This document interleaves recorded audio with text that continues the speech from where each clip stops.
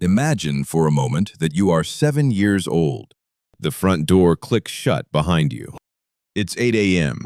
You have no phone. You have no money. You have no plan. You have a rusty bicycle and a friend who just whistles from the end of the driveway. You will not be home until the street lights come on. And no one, not your mother, not your father, not the law, will have any idea where you are for the next 12 hours. If you were born after the year 2000, that story doesn't sound like a childhood. It sounds like a crime scene. But if you were born in the 1970s, that story is just a Tuesday. Today, we aren't just talking about nostalgia. We are tearing down the psychological drywall of the 70s generation. We are going to look at the blueprint of their minds, a mind built in a world without screens, without supervision, and without a safety net. Welcome back to Mr. StickMan Psychology. Today, we build the house that the 70s built. Part 1. The Architecture of Autonomy. The psychological foundation of a 70s kid was laid with a material we don't use much anymore. Unsupervised time. Lots of it. When you disappear for 5 hours and no one panics, your brain doesn't interpret that as, "my parents don't care." Your brain interprets that as, "I am capable of surviving." Psychologists call this the development of internal locus of control. It's the deep-seated belief that you are the primary agent of your own life. The 70s kid didn't have a GPS tracker on their bike.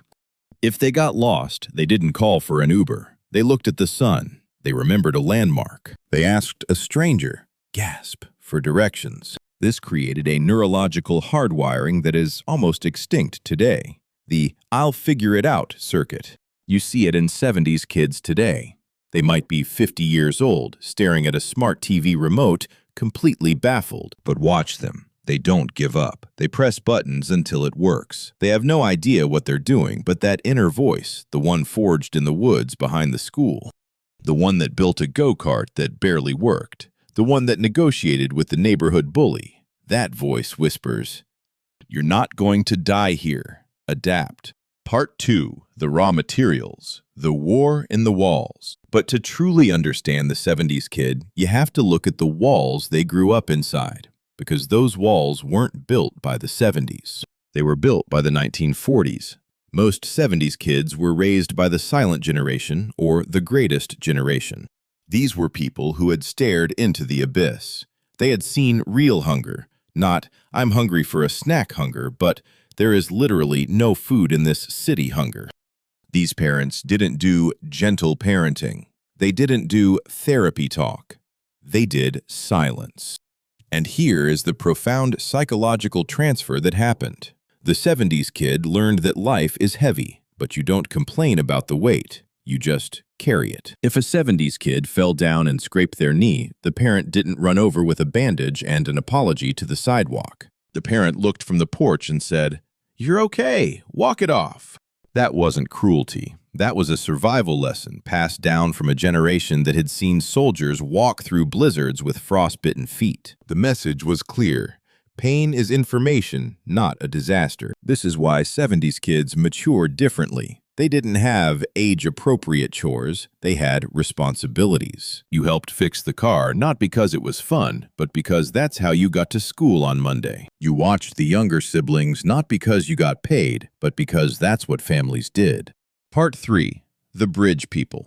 This makes the 70s generation a psychological bridge, the last of its kind. They have one foot in the analog world, a world that was slow, raw, and real. A world where boredom was the default setting, and you had to create your own fun out of sticks and dirt and imagination. And they have one foot in the digital world. They learned to type on clunky word processors, and now they watch the world end and restart on Twitter every 15 minutes. They are the only generation that remembers what silence sounds like. They remember a time when you couldn't reach someone for hours, and that was normal. It wasn't anxiety-inducing. It was just life. And that gives them a superpower that the post-2000 generation often finds baffling. They are grounded. Talk to a 70s kid. Really talk to them. They look you in the eye. They aren't thinking about their notification bar. They aren't curating their response to sound clever on Instagram later. They are just there. Their confidence isn't loud. It isn't branded. It doesn't come from likes. It comes from a deep, quiet place that knows. I have been lost in the woods before. I have fixed a lawnmower with a paperclip before. I have handled worse. This conversation, I can handle this. Part 4. The New Foundation. The Digital Earthquake. Now, let's look at the foundation being laid for the post-2000 generation. If the 70s kid's brain was built in a quiet meadow, the Gen Z and Alpha brain is being built on a construction site, 24/7. Loud noises, constant movement. They had iPads in their cribs. Their first friend was often a touchscreen. Their brains have been running a marathon since birth, absorbing more data in a single afternoon than a 70s kid processed in a month. And this isn't their fault. It's the environment they were given, but the psychological toll is devastating. We are seeing a generation that is brilliant, creative, and socially conscious, but also mentally drained and emotionally exhausted. They have phantom vibration syndrome. They think their phone is buzzing even when it isn't. Their brains have been optimized for scanning, not for focusing. They are tired. Not from physical work, but from the weight of a million digital voices telling them they aren't thin enough, rich enough, or happy enough. They are trying to survive, one notification at a time, in a world that moves too fast for the human soul. So here is the question Mr. StickMan puts to you today, and it's a heavy one. Which generation had it harder? Was it the 70s kid, who had the freedom to build strength, but also the responsibility to carry the weight of a post-war world, often with parents who were emotionally unavailable because they were simply trying to survive? Or is it the post-2000 kid, who has every material need met, but is fighting a silent war against an algorithm designed to hijack their attention? A war that leaves them overstimulated, anxious, and questioning their worth every single day. Strength doesn't come from being taught. It comes from being tested.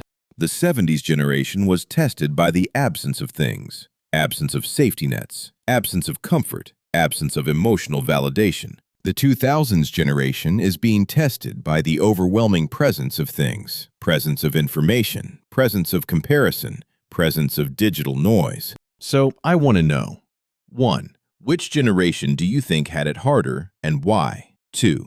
Are you from before 1980 or after 2000? Tell me your story in the comments. Let's build a conversation. Let's see if we can understand each other. If this made you think differently about the people around you or about yourself, hit subscribe. We dig deeper into the human blueprint every single day. Don't forget to like the video. It helps more people find these conversations and realize they aren't alone in how they feel. This is Mr. StickMan Psychology. Stay curious, stay grounded.